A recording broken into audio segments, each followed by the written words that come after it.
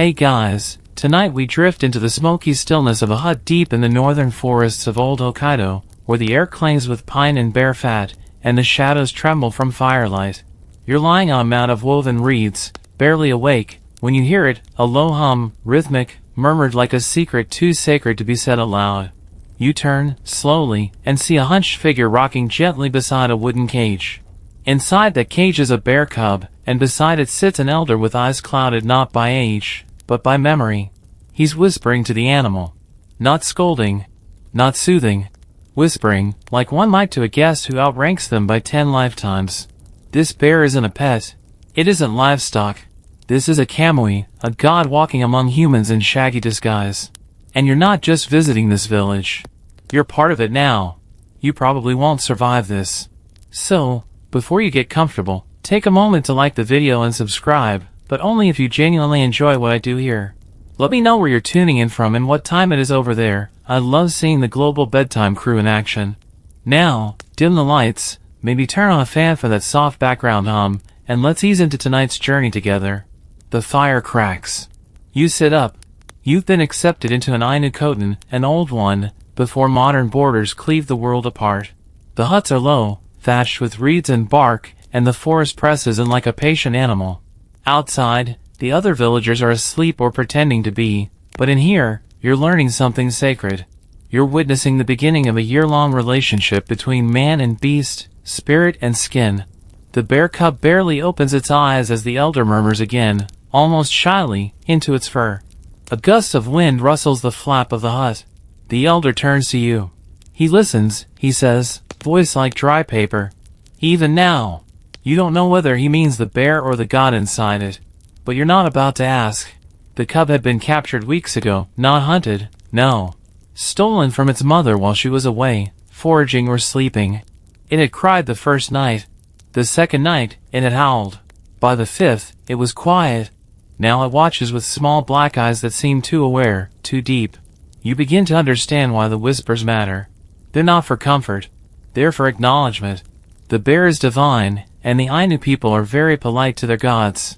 You learn that the hut you're in is called a sais, and the cage has been placed in the seat of honor, near the fire. A place normally reserved for guests or ancestors.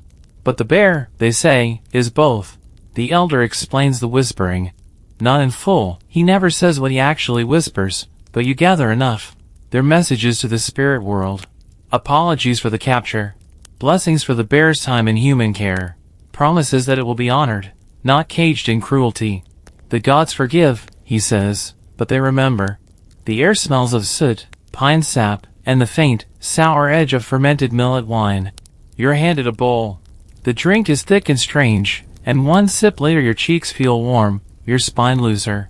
The elder chuckles. Now your ears are softer, he says. Good for listening. You lean closer to the bear, who's not more than a few months old. Its breath puffs soft as fog. You wonder what it hears in the elder's whispers. Do the sounds make sense to it? Or is it the tone that matters? One theory, a mainstream one, by the way, is that the bear doesn't understand at all. That it's all symbolic, performative. But historians still argue whether the Ainu saw these animals as conscious gods, or just vessels to carry prayers to the mountain spirits. You're not so sure anymore. The bear blinks, and you swear it nods.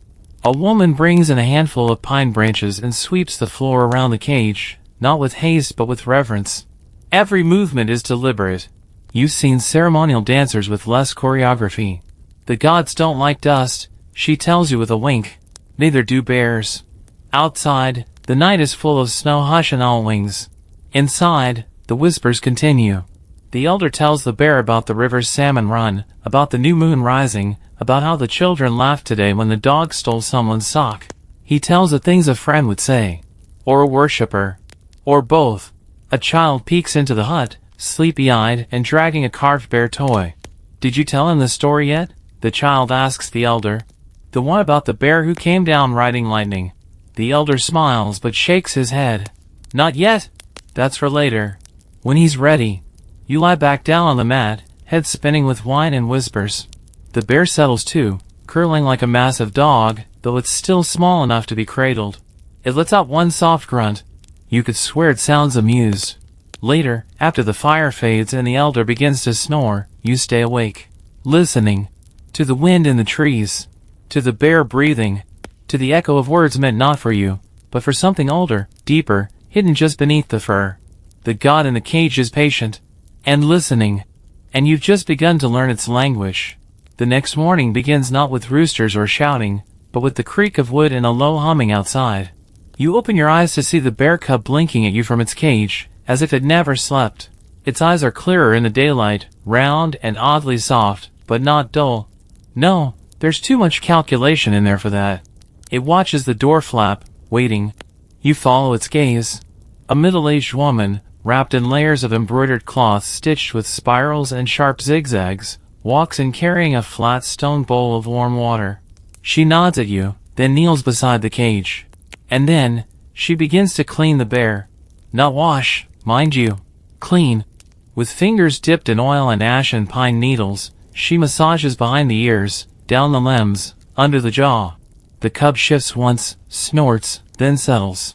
You scoot closer and see what she's doing. It's more like grooming than bathing. Like what chimps do to each other, or like a mother cat with her kittens. They have spirits in the fur, she murmurs without looking up. Little ones. Like forest dust. You try not to blink too hard. Spirits? She dips her hand in the bowl again and smiles. Of course. They don't all stay inside the heart. Some settle in the hair. They ride along, like mites on moss. If you treat the fur well, the spirits feel welcome. It's an old Ainu belief. Bears aren't just gods, they're packages for gods. And not just one god either. They might carry whole entourages. Tiny beings in every strand of fur, sniffing the air, listening to every word whispered their way. This is why the cleaning matters. It's not hygiene. It's hospitality. As you watch, the woman hums under her breath, a lilting melody with no real rhythm. The bear lets out a low huff, half yawn, half sigh. It's clearly used to this. Later, you learn that only certain people are allowed to do this grooming, usually older women with particular family lineages. Some say the skill is passed down. Others say you either have the soft hands or you don't. Historians still argue whether this grooming was symbolic purification or a literal preparation for the god's comfort. Either way, the bear's fur gleams afterward, and it smells like cedar and something faintly sweet. After the grooming, the woman sits back and gives you a curious look. You want to try? You freeze. Then, slowly, you nod. You reach into the bowl. The water's warm, oily, and smells faintly of ashes and old flowers. Your hand trembles slightly as you press your fingers to the cub's back. The fur is thick, plush like deep velvet, and radiating heat. You stroke gently, and the bear doesn't flinch. But the moment your palm smooths down its shoulder, a ripple seems to pass through the room. Subtle, like the air holding its breath. You'll want to be careful, the woman says softly.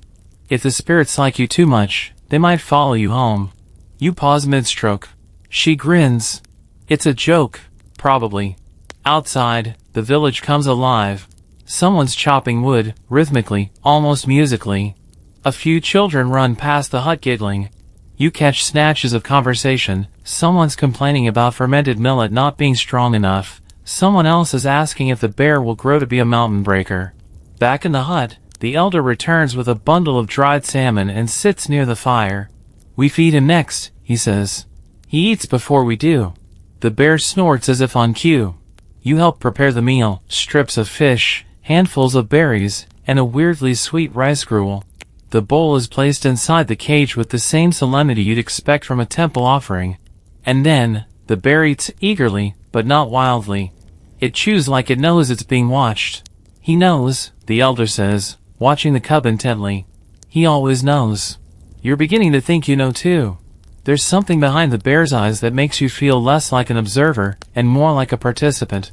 Like you're not watching a ritual, you're part of it. The cub licks the bowl clean and then looks directly at you. There's no aggression, just assessment. One of the younger boys bursts in. He's big enough now. Can we let him wrestle the dog? The elder raises an eyebrow. And send the dog limping for 3 days? No. The boy groans and runs back out, but you store the idea away. Not because it's funny, but because it makes you realize the bear is growing. Fast. Already it's stronger than most adults. Within months, it'll be powerful enough to snap tree trunks. And yet, everyone here still whispers to it like it's a baby. Whispers mean something different here. Not secrecy. Reverence. If you shout, the gods ignore you. If you whisper, they lean in. Later that night, as the village quiets again, you see the elder crouch by the cage and begin to murmur once more. The same tone, the same rhythm. You don't hear every word, but one catches your ear. Kamui. The word again. God. You lie down slowly, curling into your blanket. You can feel fur against your palms still, lingering like smoke. Your dreams that night are strange, antlers blooming from tree branches, giant paws pressing tracks into snow, and 100 tiny eyes blinking from a bear's back, each one watching you with infinite patience. You don't know if they're spirits, but they see you. The next day begins with drums. Not loud, not urgent, just a slow thump-thump, like the forest itself is waking up. You open your eyes to the glow of coals and the gentle rustle of movement outside the hut. The bear's already awake, sitting up, not pacing, not growling, just waiting, like it knows what's next. You step outside and blink into the pale light. The air's sharp, edged with frost, but the village is warm with movement. People are hauling baskets of food toward the center clearing, where someone started a cooking fire. The scent hits you like a memory you never had. Smoked fish, sweet roots, roasted chestnut, and something tangy you can't place. Today, you learn, is a feast day. Not for the villagers. For the bear. This isn't a one-time thing. It's part of the rhythm. The bear doesn't just live with them, it's celebrated. Every few days, offerings are prepared, songs are sung, and people gather to feed the god in disguise. And not like you'd feed a barn animal. More like you'd serve a visiting emperor with a short temper and eternal memory. You carry a bowl of pickled mountain grapes toward the bear's hut, only to be waved back by a young woman with paint on her cheeks. No. Not yet. It has to be Sunyin. You blink. Sunyin? She nods and lifts a narrow stringed instrument that looks like a banjo with performance anxiety. We invite the spirit to the meal first. Otherwise, it's just food. Sure enough, a small group has gathered beside the bear's cage. 2 men with hand drums, 3 women humming in harmony, and at the front, a child, maybe 7 years old, reciting something in an old dialect. You don't catch much, but one phrase repeats, euchre, euchre, euchre. It means story, or song, or both. The feast begins once the songs fade. The bear eats, and the people watch. It's not formal, but it feels like it should be. The bear doesn't gobble or paw madly. It chews slowly, methodically, almost politely. At one point it pauses, lifts its snout, and lets out a small huff that everyone takes as a blessing. You chew on a roasted nut and watch this all unfold, still trying to figure out how you got here. Not just in the physical sense, but in the emotional one. How did this bear, this chubby furball with salmon breath, become the gravity around which this whole world orbits? A man with a twisted cane chuckles beside you. He's getting fat. Is that good? The man shrugs. Depends if you're the one carrying him next month. You find out what he means later. The bear's not staying caged. Not forever. As it grows, it'll move into a larger pen, sometimes even be walked around the edge of the village. Like a parade. Or a rehearsal. Because at the end of all this worship, this feeding, this singing, there's a destination. The Ioman ceremony. The farewell. But nobody talks about that yet. Not directly. For now, they just fatten him up and pretend it's for his comfort. He likes sweet things, the elder says that night, handing you a bowl of sugared roots. They remind him of the world he came from. You chew slowly. The roots are oddly crunchy, like biting into soft ice. The bear eats them too, sucking on them like candy. You imagine what kind of world that might be, a realm of spirits and sugar and endless pine trees. As the feast winds down, the elder sits beside you.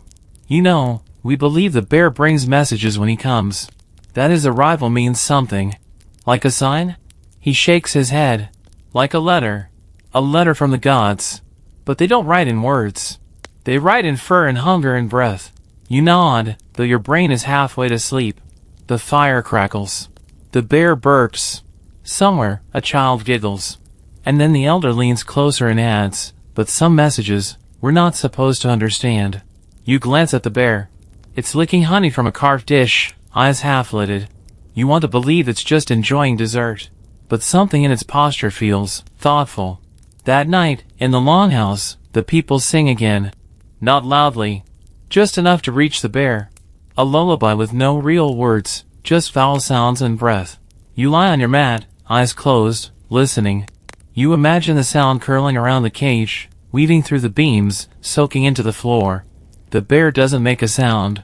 But you dream of rivers. Rivers full of stars.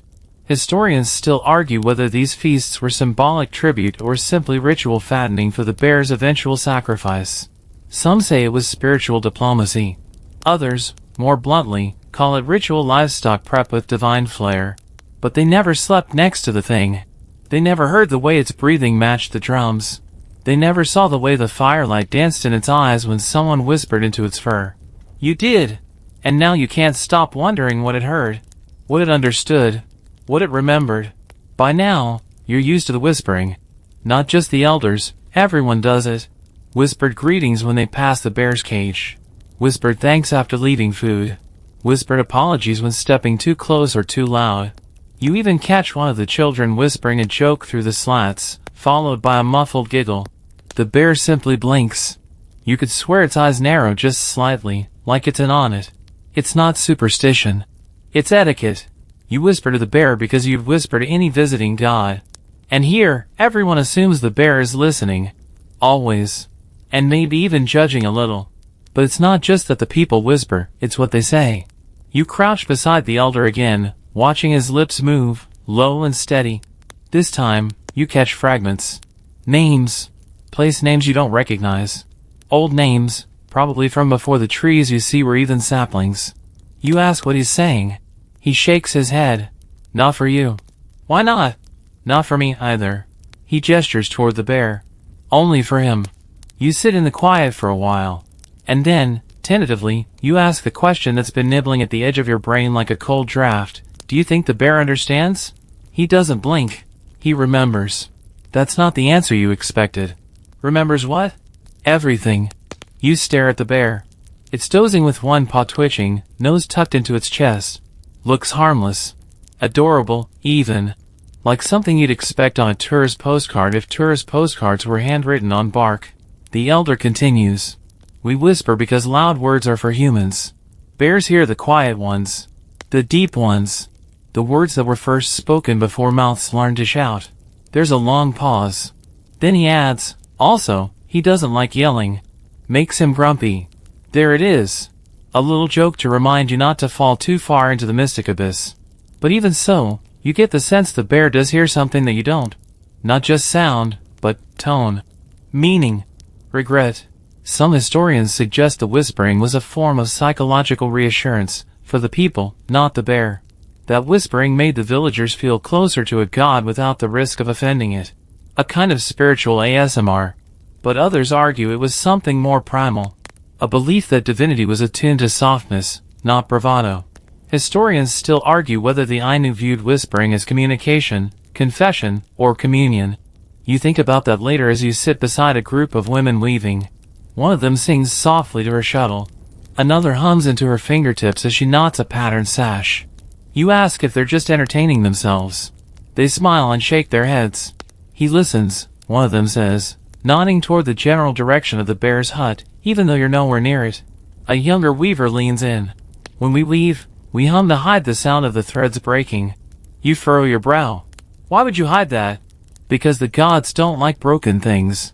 And suddenly, you realize, everything here is about being heard correctly. Not loudly. Correctly.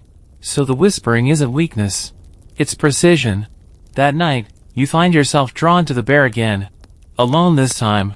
You creep into the hut just as the moon breaks through the clouds, striping the floor with silver. The bear's awake, watching you. You sit down beside the cage. The bear blinks. You whisper. You don't plan what you say, it just comes out. Something small. A memory from childhood. Something about a dog you once had, or maybe just a dream you mistook for real. The kind of thing you wouldn't say out loud in front of a crowd. The bear doesn't flinch. Doesn't move. But you feel something shift in the air. Like someone took a deep breath on the back of your neck. It's not scary. But it is, big. Like something old is listening. You whisper something else.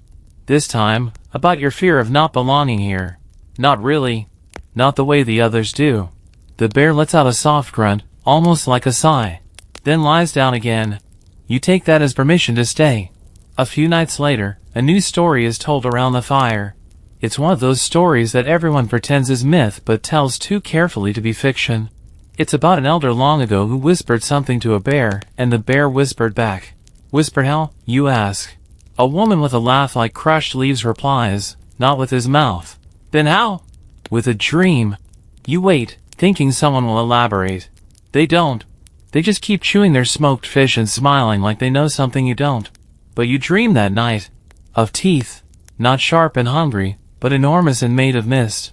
And inside that mouth, a voice, not human, not bear, just sound shaped like meaning, whispers back. You wake up sweating. Outside, the bear is quiet. Inside, you are not. You lose track of time. At first, you keep a mental tally, days, meals, songs. But at some point, it all blends. Not in a blur, but in a rhythm. You wake, there's a drumbeat. You sleep, there's a hum. The bear is always there, bigger each time you blink. You stop trying to measure it. You start flowing with it. The cub, if you can even call it that anymore, is enormous now. Taller than a man when it rears up. Its shoulders have the weight of boulders. The villagers speak to it like it's still a baby, but you've seen it crack bone with a single lazy crunch. You've also seen it lick syrup off a carved wooden spoon like a spoiled royal. It's a god with jam on its nose. And you? You're no longer just a visitor. You're a helper. An assistant to something sacred. They call you the one who listens, which sounds way cooler than what you actually do. Haul baskets, clean bear scat, and keep the toddlers from poking their sticky fingers through the cage. Still, there's an odd pride in it. Today, you help with the procession. Not the big one, that'll come later. This is more like a field trip. The bear's cage is opened, and with the help of ropes, whistles, and 5 extremely nervous adults, he's coaxed onto a tethered path around the edge of the village. The kids go feral. They cheer like it's a celebrity on tour. Some throw flowers. One girl throws a mushroom, but she's still working on nuance. You walk just behind the bear, gripping one of the reins. It's not so much leading as it is politely requesting direction. The bear sniffs everything. Tree trunks, ceremonial posts, your boots. He snorts at a cat and is immediately scolded by 3 grandmothers in unison. He's still learning manners, one says with a proud sigh. The bear doesn't seem embarrassed. If anything, he looks smug. At the far edge of the village, something unusual happens. A group of hunters appear, not the usual ones who hang around the fire talking about how they once saw a fish this big. These guys look like they wrestle glaciers for fun. They're carrying bundles, sticks, carved masks, dried berries, offerings. You watch as they approach the bear. No jokes, no boasting. Just quiet reverence. One of them bows. Then another. Then the third, who looks like he eats wolves for breakfast, kneels and presses his forehead to the ground. It's a reminder, the bear is not just a village project. It's a cosmic handshake. A conversation between the human and divine. And these hunters, men who've seen death in 30 forms, are whispering into its fur like it's the only god they trust. You don't hear what they say. You don't want to. Later, you help the elder unpack a bundle of carved gifts, small figures shaped like fish, owls, even other bears. He hands you one shaped like a leaf. For balance, he says. Balance of what? He shrugs. Us. Them. The world. Nobody knows. We just try not to lean too hard in one direction. There's a mainstream academic theory that these giftings were symbolic exchanges, prayers with a price tag.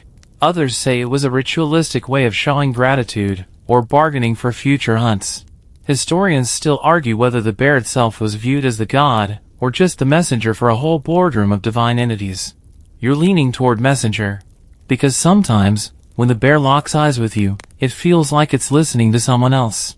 That night, during a smoke ceremony in the longhouse, an old story is told.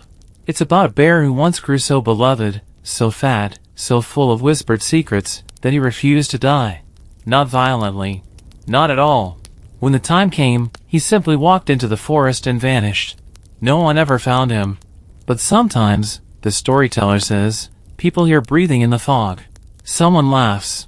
But not everyone. You sleep near the cage that night. The bear is restless. He turns, shifts, huffs.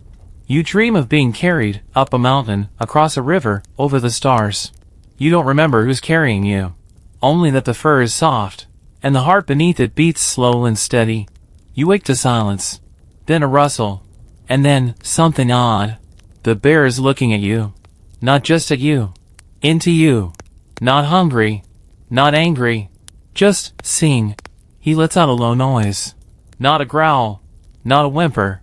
Something between a sigh and a song. You sit up slowly. What? You whisper. He blinks. You blink. You don't get an answer. But you don't need one. Because somehow, you just understood everything he didn't say. The bear is sleeping when you hear the story. You're sitting by the fire, picking bits of roasted yam from under your nails, while a lanky boy with 2 long arms and a grin that knows no boundaries flops down beside you. You ever hear about the one that got away? You raise an eyebrow. A fish? No, he says, grinning wider. A bear. Of course you've heard stories. Every village has them. Every uncle, every half-drunk elder with a pipe full of moss and mystery. But this one's different. Because when he says got away, he means escaped. Not ran away, he clarifies. Escaped. The fire pops. Someone adds more wood. You glance over to where the bear, your bear, is curled up, dreaming who knows what. Still caged. Still quiet. Still very much not escaping anything. Long time ago, the boy begins, stretching his legs like he's settling in for a saga. They had one even bigger than ours. Fat as a thundercloud. He'd been fed for 2 whole winters, spoiled with fruit and song. They said he could understand dreams. You nod. This tracks. That kind of whisper magic feels familiar now. Then, on the night before his send-off, poof. Gone. Gone how? Doors still shut. Ropes still tied. No tracks. Just vanished. Like he remembered something and left. That's when an older woman chimes in from across the fire. Her voice is dry but sharp. He didn't vanish. He walked away. On 2 legs. The boy smirks. Right. Forgot that part. She leans forward, poking the air with a charred stick. They found claw marks, way up in the trees. Too high for a bear on 4 legs. And prints? Upright. Like a man's. But heavy. You shiver. But that's not the weird part, the boy says, voice lowering. The weird part is what came back. You blink. Back? He nods. 3 nights later. Right after the moon turned. Someone saw it, him, at the edge of the forest. Watching. Not growling. Just standing. Like he wanted to say something. But didn't know how. And then? He was gone again. This time for good. You glance at your bear. Still asleep. Still breathing slow. But something in your gut stirs, like the embers under a smothered log. There's a path, the boy adds softly. Behind the eastern trees. They say he still walks it. Barefoot. Upright. Waiting for someone who remembers what the whispers meant. You laugh. Because you have to. Because the silence afterward is too thick. But you don't laugh that hard. Historians treat stories like this the way cats treat cucumbers, with suspicion and side eyes. Some say it's a metaphor for resistance, a ritual turned inside out by the bear's refusal to die. Others claim it reflects the fluid nature of Ainu cosmology, where the boundaries between human and animal, dream and waking, are as thin as birch bark. Still, there's something about this particular tale that lingers. Because people around the fire believe it. Not all of them. But enough. Enough to lower their voices when they speak of it. Enough to glance over their shoulders when the forest rustles at night. Later that evening, you help the elder oil the bear's fur. You ask if he's ever heard the story. He doesn't answer at first. Just massages the thick pelt in slow, careful circles. Finally, he says, that one wasn't ready to go. To the spirit world? The elder nods. Sometimes they stay. Sometimes they come back. Depends on what they still carry. You think about that. What would a bear carry back? Regret? A message? A leftover whisper that never reached the right ear? You look at the bear. He opens one eye. You look away. That night, sleep comes slowly. You lie on your mat, watching shadows crawl across the ceiling. At one point, you hear movement. Soft. Rhythmic. Not like walking, like pacing. You slip outside. The cage is closed. But the bear is awake, walking in slow loops inside. Not frantic. Not wild. Just pacing. Like he's thinking. Like he's remembering something he's not supposed to. You crouch nearby.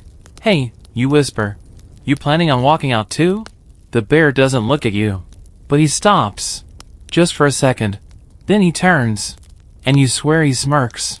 Not a growl. Not a yawn. Just a twitch of the lip. Then he lies down, back turned to you. As if to say, not yet, but maybe soon. The bear is humming. Not a song, not a growl, just a low, vibrating sound that seems to come from somewhere beneath the fur, a kind of sleepy buzz you feel in your ribs more than your ears. He does it in the evenings now, as if answering the music that's become part of the village's very bones. Because the singing has changed.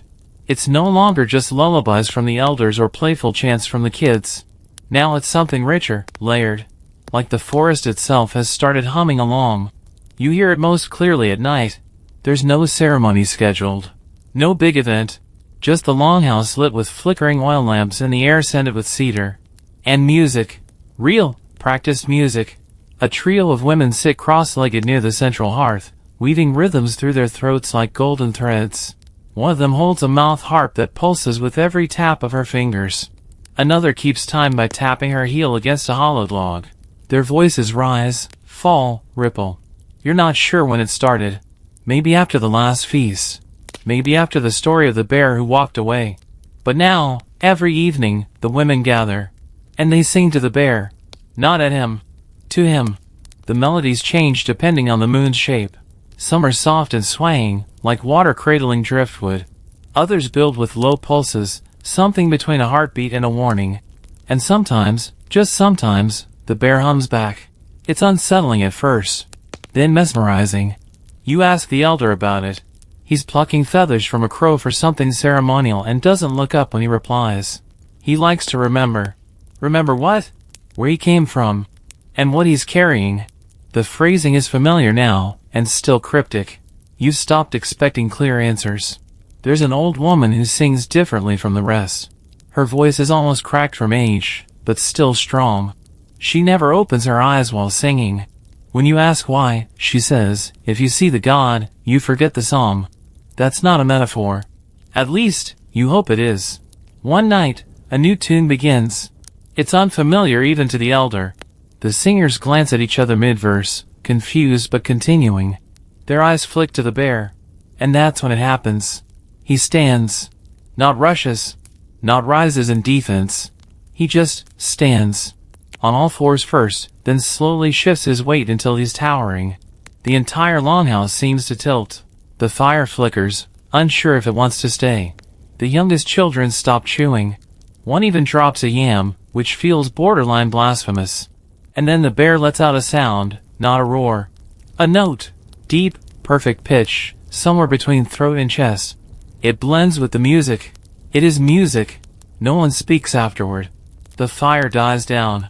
People sleep closer together that night. One man insists he heard his dead grandfather whisper in the silence after. Another swears the bear's shadow stretched across the ceiling and pointed at him. No one argues. Everyone just accepts it. Like the moon. Or snow. The next day, you help sweep the singing floor. The elder nods toward the space the bear had stood. That's where the spirit touches down, he says. Touches what down? Their paw. The rest stays hidden. You take a second. Their paw? He looks at you sideways. You think it's just one? Right. Of course. You think about that humming, the way it felt like a rope pulling on your chest, tugging something loose you didn't know was knotted. The way your breath matched its rhythm without your permission. The way your skin still buzzes. Mainstream scholars tend to categorize these rituals under animism, noting the Ainu belief in kamui, spirits that dwell in animals, plants, fire, and wind. But even among them, the bear holds a special place. It isn't just inhabited by a spirit. It's carrying one. Like a delivery. Like a sacrament wrapped in fur. Historians still argue whether the singing was meant to suit the bear or to activate something. To remind the spirit it was heard, or maybe to coax it up before it left. You don't know. But that night, after the last note fades and the oil lamps gutter out, you sit beside the cage. The bear's awake, breathing slow. You whisper, not words, just a tone, a little melody you heard earlier. Barely audible. Just a breath of song. He hums back. Just once. But it vibrates through your ribs like a second heartbeat. You smile, eyes stinging for no reason you're willing to admit. You whisper again. And this time, he doesn't answer. He just closes his eyes. And listens. The air smells like pine smoke and boiled millet. You wake to hammering, soft, deliberate, rhythmic. Not the kind that signals danger, but the kind that says something is being built. You step outside and blink into morning sun filtered through bare tree limbs. Everyone is busy. Children are tying tufts of dyed feathers to wooden poles. 2 men are wrestling with a stubborn log, trying to carve it into something vaguely ceremonial. A woman near the edge of the village holds a net full of hollowed gourds, each etched with zigzag lines and strange faces. The festival is coming. Iomet. You've heard the name whispered for weeks now, never shouted, never explained fully. Like it's a word that can't stand up to too much light. But today, it's real. Preparation has begun. The bear doesn't know yet. Or maybe he does. Maybe he's known all along. You visit him in the longhouse and find him sniffing at a bundle of dried fish decorated with braided vines. He picks one delicately with his lips and munches thoughtfully. If he suspects what's coming, he hides it well. The elder finds you watching. He'll have new things in his hut every day now, he says. We're reminding him that he's loved. The word hits your chest like a rock in a still pond. Loved. Not feared. Not worshipped. Loved. You glance at the cage, at the bowls of honeyed chestnuts, the carved toys, the bundles of herbs, the new feathered rope laid carefully at its corner. What happens when it's time, you ask. The elder doesn't answer. Just reaches into his sleeve and hands you a small carved figure, wooden, rounded, roughly bear-shaped, with a face that looks more human than not. Help carve, he says. It keeps your hands ahead of your heart. So you join them. The carvers sit in a circle near the central fire, old and young, male and female, experienced and terrible. There are no rules, except one: every gift must have a face. Even the smallest bead must be marked, so they're recognized on the other side, someone says. You carve yours slowly. Not beautifully. You're no artist. But as you cut the softwood, you find your fingers moving without instruction. You finish the face with tired eyes and a slightly crooked mouth, and for some reason, it makes your chest ache. A young girl beside you holds up her carving proudly. Mine's a fish, but with legs. For traveling. You nod. Seems practical. There's laughter, but also an undercurrent of stillness. Everyone's aware of the gravity pulling this festival closer. They keep moving, keep making, as if staying busy can keep the ache away. But it's there, especially when you feed the bear that afternoon. He accepts the fruit like royalty, delicate, slow, eyes half-lidded. But afterward, he doesn't lie down. He stands and stares out through the slats of his pen, toward the hills beyond the village. He's never done that before. It's as if he's remembering the way home. That night, the singing returns. Not the usual humming. This time, it's different. Drums are added. The rhythm is sharper, more complex. Some of the lyrics are recognizable, others not. The children aren't allowed in the longhouse. The fire burns blue from some root tossed into it. And the bear? He stands the entire time. Not aggressive. Not scared. Just alert. Listening. You feel it in your spine, the shift. The ceremony has begun, even if no one said it out loud. Historians categorize Iomet as a sending off ceremony, but that's a sanitized phrase. What really happens is layered. Some call it a sacrifice.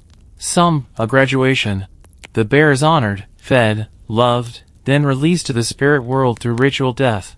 But historians still argue whether the ritual was more for the bear's benefit or the village's, whether it was an act of reverence or responsibility. You're starting to think it's both. Later that evening, while you polish your little bear carving, a woman sits beside you and whispers, "He'll be gone soon." You pause.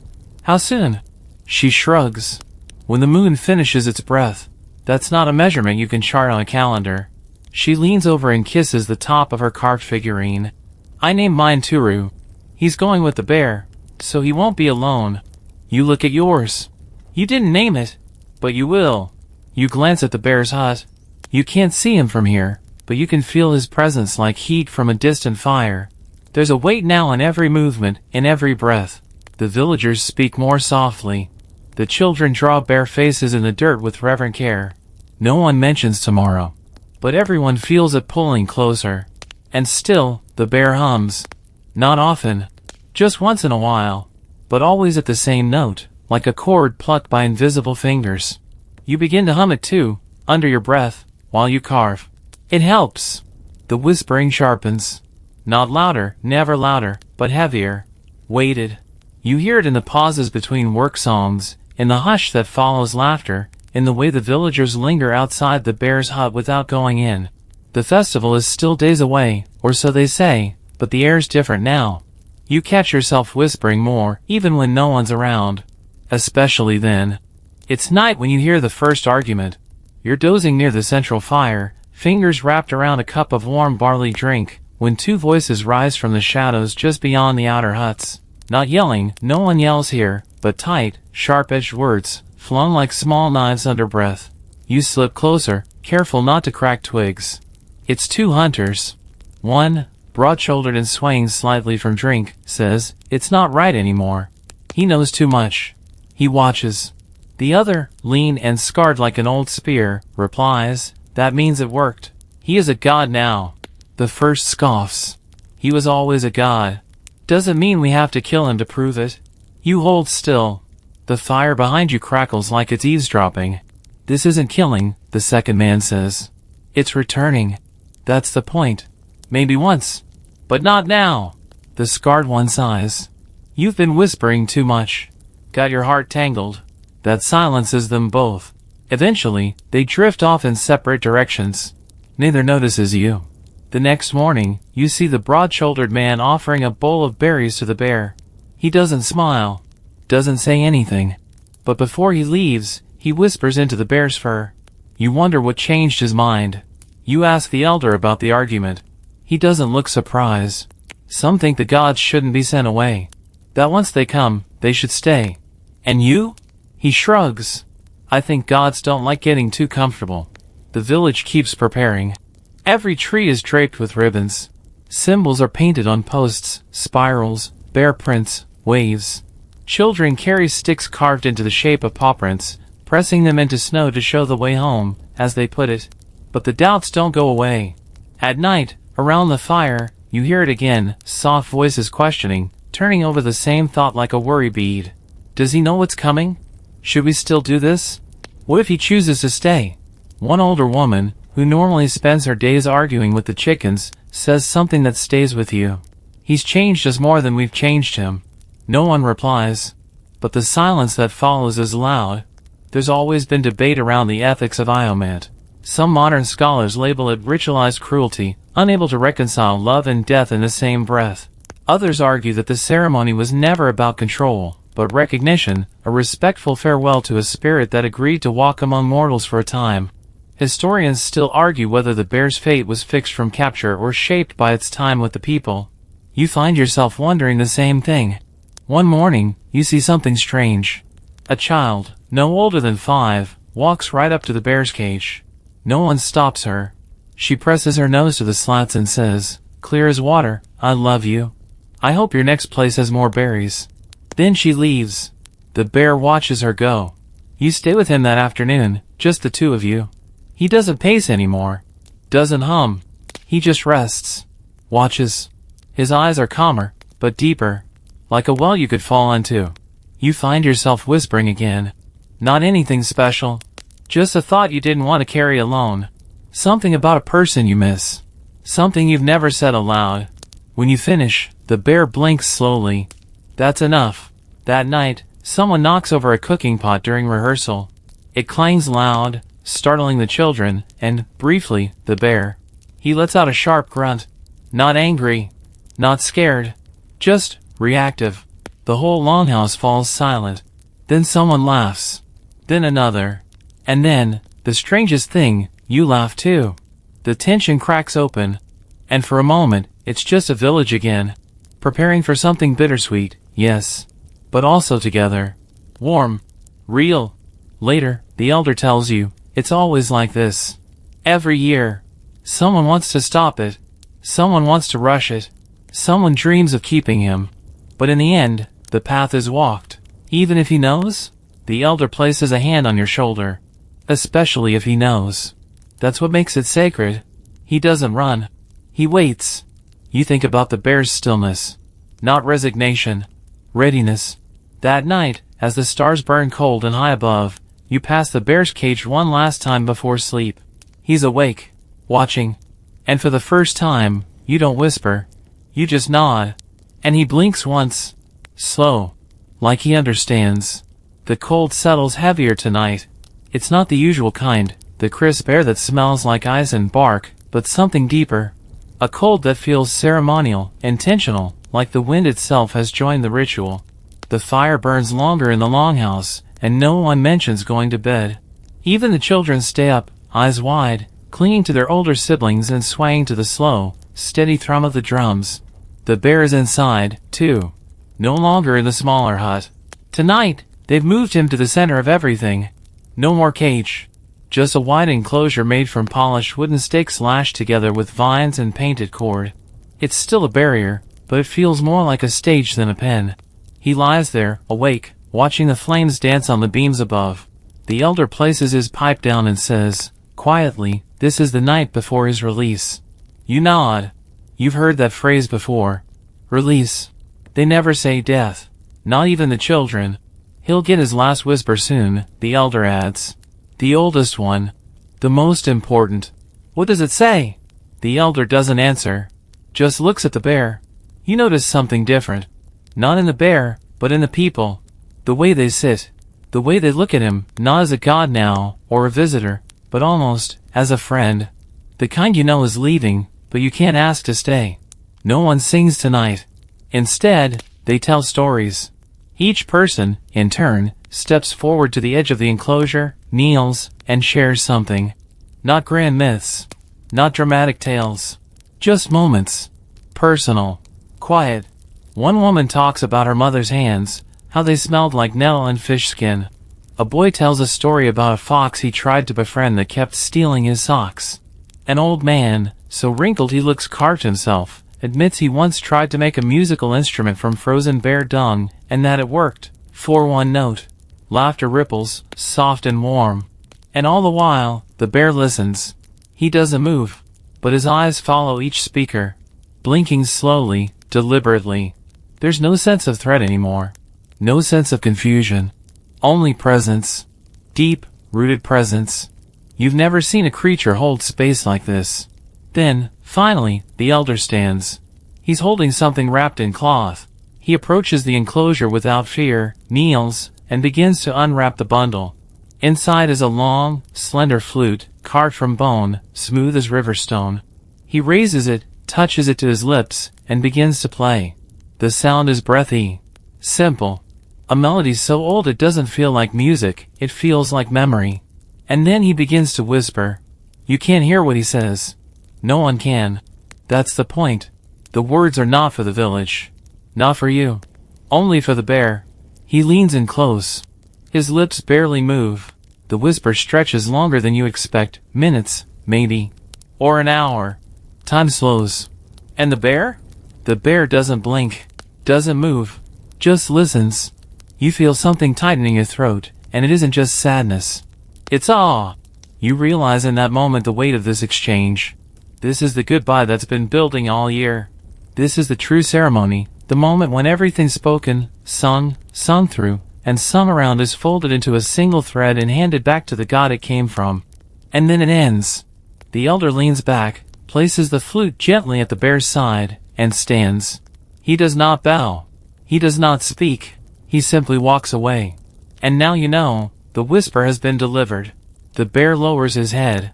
Not to sleep, not in surrender, but like someone closing a book. Outside, the wind rises, brushing against the longhouse in soft pulses. Someone stokes the fire. The people begin to hum, not words, just tones. Like the echo of all the things they won't say aloud. You stay by the fire until the embers glow orange red. When you finally stand, your legs ache, your back pops, and your heart feels too large for your chest. You don't sleep that night. You lie awake on your mat, staring at the dark ceiling, feeling the whispers still reverberating through the air like heat from a vanished flame. In the quiet, the bear shifts once, and you hear it, barely audible. A breath, not a sigh. Just a single, calm exhale. And somehow, it sounds like goodbye. Morning begins before sunrise. The village is already stirring when you step outside. The sky's still navy blue and heavy with mist. Frost clings to the grass like powdered sugar. Smoke rises thinly from every hut, straight and purposeful, as if the houses themselves are holding their breath. Today is the day of departure. You don't hear laughter. Not yet. Just the shuffle of feet, the murmur of prayers, and the steady thump of drums being tuned with flat hands. The sound doesn't call attention. It settles. Anchors. Reminds everyone that rhythm is the spine of ritual. You head to the longhouse, clutching your little wooden carving, your offering. Everyone's bringing theirs now, carefully wrapped, placed in baskets, lined in feathers and leaves. It looks like a market for dreams. Fish with wings, owls with teeth, masks with far too many eyes. Yours still has that crooked little bear face. You've named it quietly, though you haven't told anyone. You whisper the name to it as you walk. When you enter the longhouse, the bear is already awake. He's been brushed, oiled, anointed with patterns drawn in ashen yellow clay. Around his neck hangs a garland made of river flowers and rice straw. He is no longer just a bear. He's a god wearing a goodbye. The elder stands nearby, arms folded, gaze soft. He nods at you. He's ready. You nod back, throat tight. You're not. The procession begins shortly after. There's no trumpet blast, no shouted command. It simply begins. The villagers form lines. The gifts are placed in a large net, slung over a wooden sled. Two of the strongest hunters grip the front poles. The bear walks between them, not pulled, not pushed. Just walking. Willingly. That's the part that undoes you. He's not being taken. He's going. You walk near the back, behind the singers. Their melody is low, pulsing, layered. It has no refrain, no climax. Just steady movement. You find yourself humming along. Not from memory, but instinct. The path leads out of the village, through the birchwood stretch that always smelled like cold light and rain. The trees seem quieter today. Even the birds stay out of sight.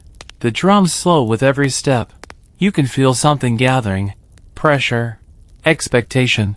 Grief that isn't quite sad, and reverence that feels like electricity.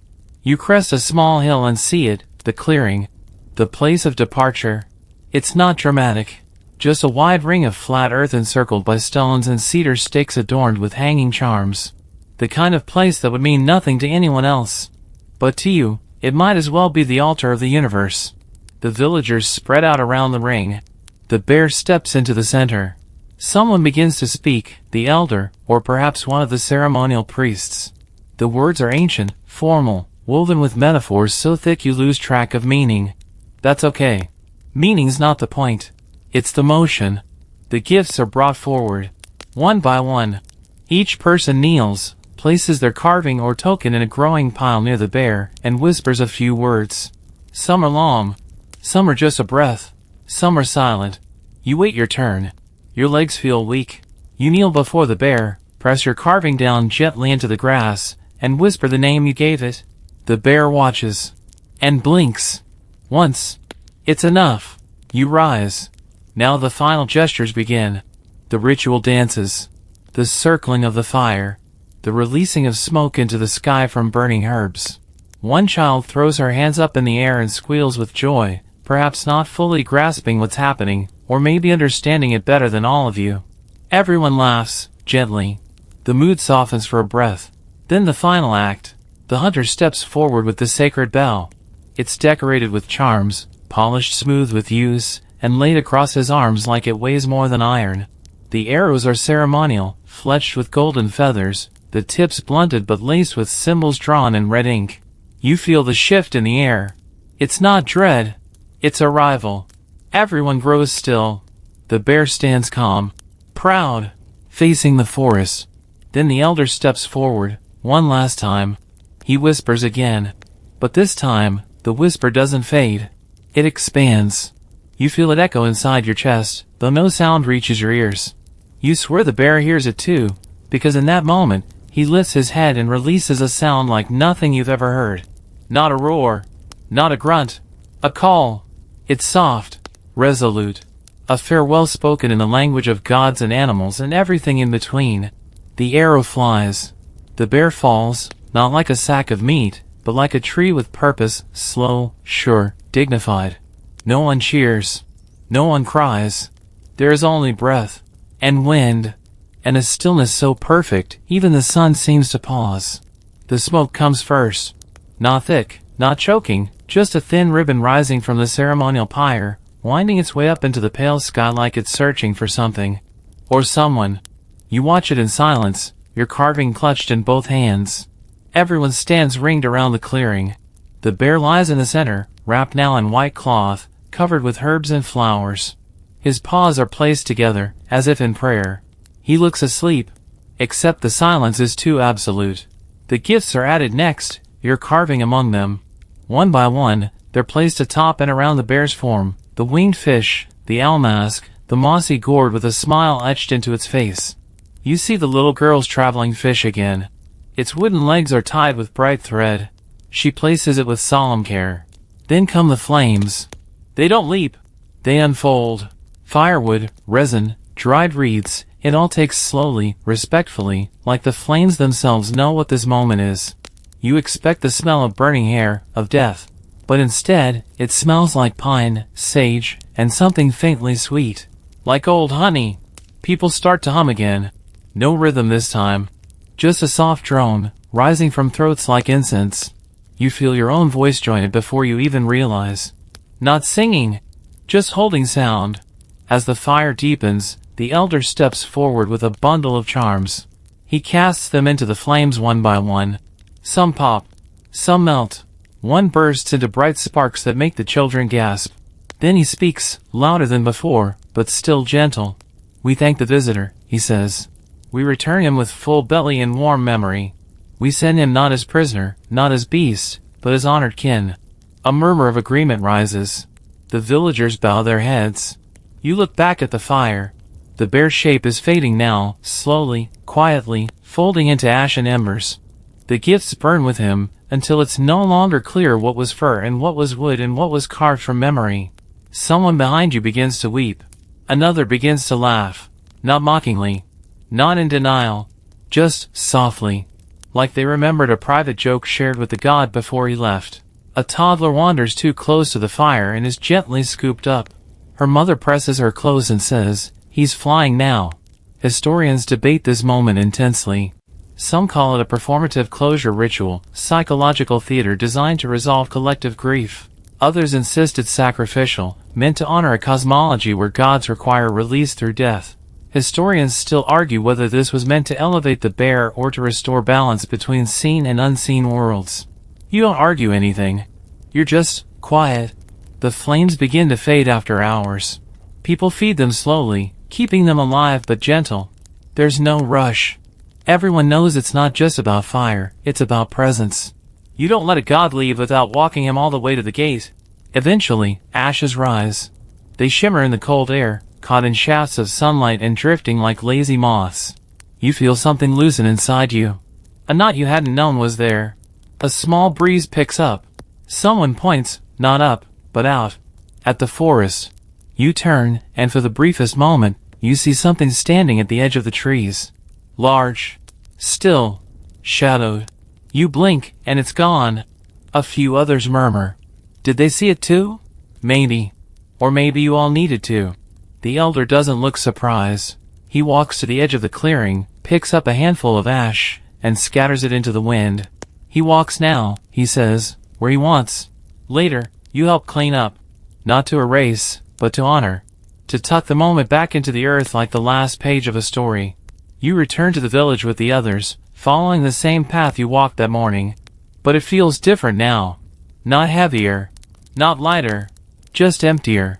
Like something grand has passed through and left behind a little space. People don't speak much. But they don't need to. Every glance, every gesture, says the same thing. We remember. Back in the longhouse, the elder finally breaks the silence. He sits beside you, sipping tea, hands trembling slightly. Did you whisper to him? He asks. You nod. I did. Did he whisper back? You think. Then you smile, just a little. Yes. The elder nods, satisfied. That's all that matters. The longhouse feels cavernous now. The fire crackles just the same, the smoke still curls toward the rafters, but the shape of the silence has changed. It's not heavy, not sad, but it echoes. Like someone has left a door open to a room you forgot existed. You sit near the hearth, watching sparks rise. The village carries on outside, children running, women rinsing fabrics in icy streams, men fixing nets. But something's shifted in all of it. Movements are slower. Speech is quieter. The rhythm of things has adjusted by a beat you can't quite hear, but you feel it all the same. The bear is gone. And yet, not. You find yourself glancing toward the place where the cage once stood. There's nothing there now. Just the smoothed-out floor, still faintly scented with herbs and musk and the faint sweetness of fermented fruit. But you keep expecting to hear a huff, a shuffle, the faint, amused grunt that meant he was listening. You're not the only one. A little boy walks in and places a carved berry on the floor, right where the bear used to sleep. Just a lump of wood painted red. He doesn't say anything. Just nods at the space, then walks away. You start seeing offerings everywhere. A feather tucked into a fence post. A smooth river stone perched on a windowsill. A tuft of fur tied to a walking stick. No one calls them that. But you know. Everyone's still whispering, just not out loud. You ask the elder if this is normal. Of course, he says. He's still walking through us. For a while. You want to ask how long. But the answer wouldn't matter. Some say that after Ioment, the bear spirit lingers, not bound, not trapped, but visiting. Like a guest who takes their time leaving because the tea's still warm. One version of the tradition even claims the bear can return in dreams, not as a beast, but as a man. Or a voice. Or a gust of wind carrying the smell of smoked fish and river snow. Historians still argue whether these beliefs were metaphorical, psychological, or part of a broader spiritual framework involving cyclical reincarnation. You stop caring about the debate, because last night, you dreamed of the bear. Not as he was, but taller, standing upright, wearing a cloak of woven bark and holding a flute made of ash. He didn't speak, but he looked at you. And in the dream, you didn't feel small. You felt remembered. You mention the dream to the elder. He nods, like he's been waiting for it. He passed through you, he says. That's why you still hear him. I didn't hear anything. He grins. Exactly.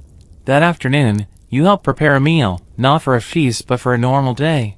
Turnips, fish, toasted seeds. But someone sets aside a small plate, just a bite of each thing, and places it on the edge of the woods. No one explains it. They don't have to. Later, you walk past the place where the send-off happened. The clearing is bare, the stones still arranged in that careful circle. The ash is mostly gone now, taken by wind and rain, but you kneel anyway. You whisper, not to say goodbye, but to report in. Like a messenger checking back with their commander. You say what you saw, what you felt. You thank him for listening. Then you stand, and for the first time, you feel taller. That night, around the fire, someone tells a new story. About a bear who became a village. Who walked so slowly through the hearts of people that they didn't even realize they'd begun to carry him. He lives in their hands now, the storyteller says. When they carve, when they cook, when they whisper. And everyone nods, because they know it's true. You close your eyes and feel your heartbeat. Steady. Deep. Familiar. It's slower than it used to be. More grounded. Like it's remembering something. Something with fur and firelight and eyes that blink in understanding. You whisper, just once. And in the pause that follows, you swear the wind answers. The seasons begin to shift. The snow retreats in wet ribbons down the hill paths, and the rivers swell with meltwater. Children wade ankle deep, shouting at fish they have no intention of catching. The village returns to its patterns, its pulse. But there's a new thread woven through the rhythm now, something quieter, deeper, as though the bear's breath still lingers in the spaces between footsteps.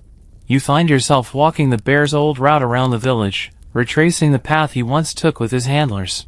The prints are long gone, but you remember them. The way he paused at the cedar stump.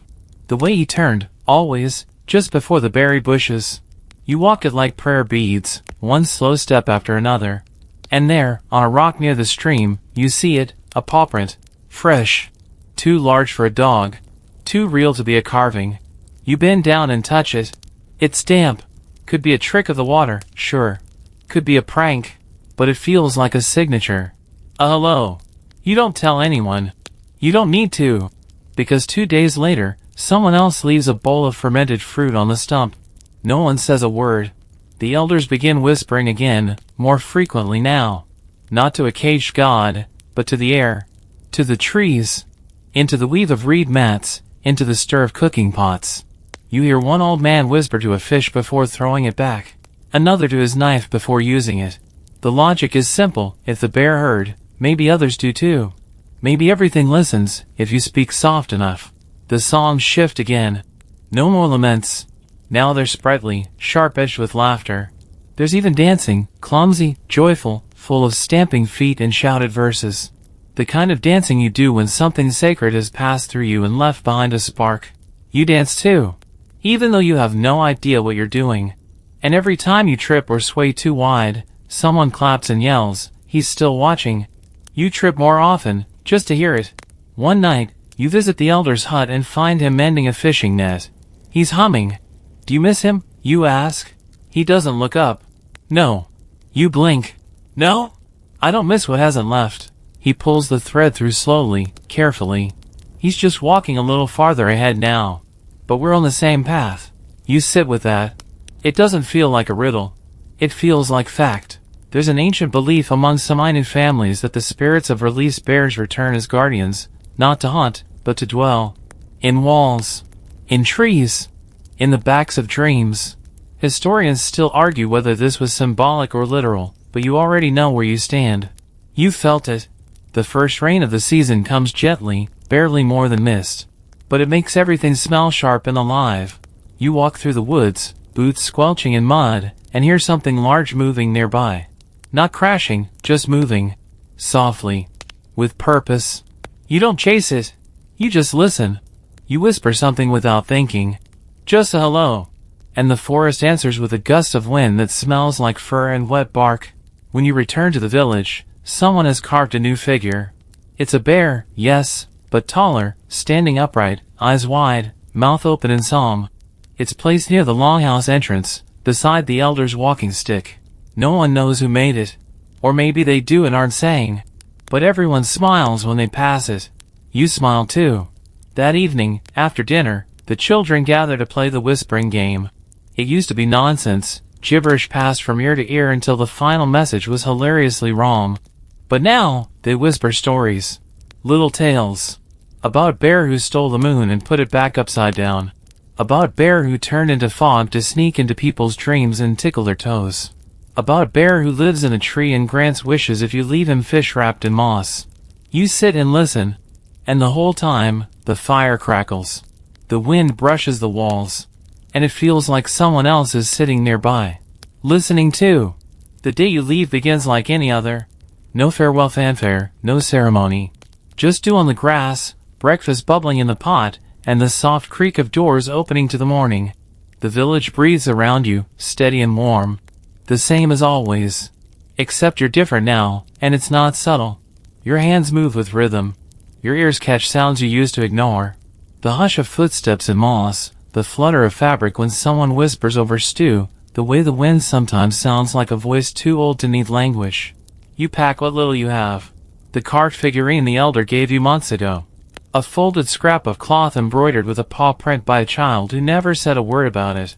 A feather left on your doorstep with no note, but tied with the same thread the bear once wore. You try to leave quietly. You fail. The elder is waiting for you at the path's edge, pipe in one hand, the other holding a small bowl of ashes. He doesn't speak, just dips his fingers in and marks a little line across your forehead. A smudge, nothing more.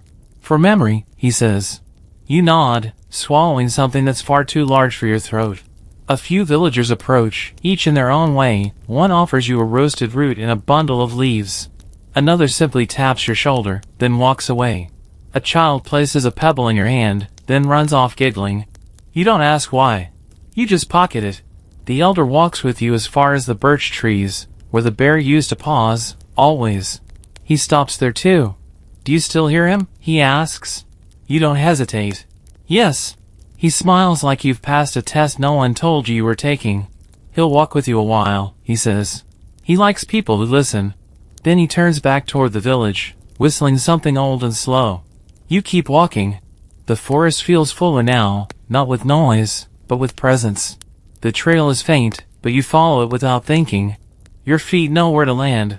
Your ears stay alert for footsteps, not in fear, but in hope. Hours later, you reach a ridge overlooking the valley below. Beyond it, the world resumes. The ordinary world. Roads and voices and faces that don't know what you know. You sit there a long time. You whisper once, not a goodbye, not exactly. More like a thank you. And that's when you hear it. Behind you, just behind the ridgeline, a sound. A breath. Deep. Calm. Familiar. You don't turn. You just close your eyes. And breathe back. The path you walk now is quieter. Not because the world is less noisy, but because something in you has shifted. Your steps land softer. Your breath stretches longer.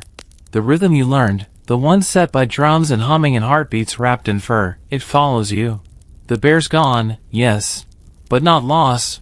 He lives in the things you now notice, the hush before a story is told, the warmth of shared food, the pause you take before speaking, wondering if the trees might be listening. He lives in how you touch carved wood, how you whisper to flames, how you remember to bow, sometimes, even when no one's watching. At night, when the wind presses against your window, you hum, not to calm yourself, but to offer a song back into the world. A gift. A thank you. A reminder. You may never return to that village. The trail might be overgrown, the longhouse quiet, the stones scattered by time. But the bear remains. In your hands. In your pauses. In the whisper you carry, tucked behind your teeth, just waiting for the right silence. So now, let it all soften. Let your breath settle low and slow. Let the forest drift closer, not with shadows, but with fur and memory and songs too old to name. He's still walking, somewhere, just ahead. And if you listen closely, if you quiet your thoughts just enough, you might hear his paw steps between your dreams. Sweet dreams.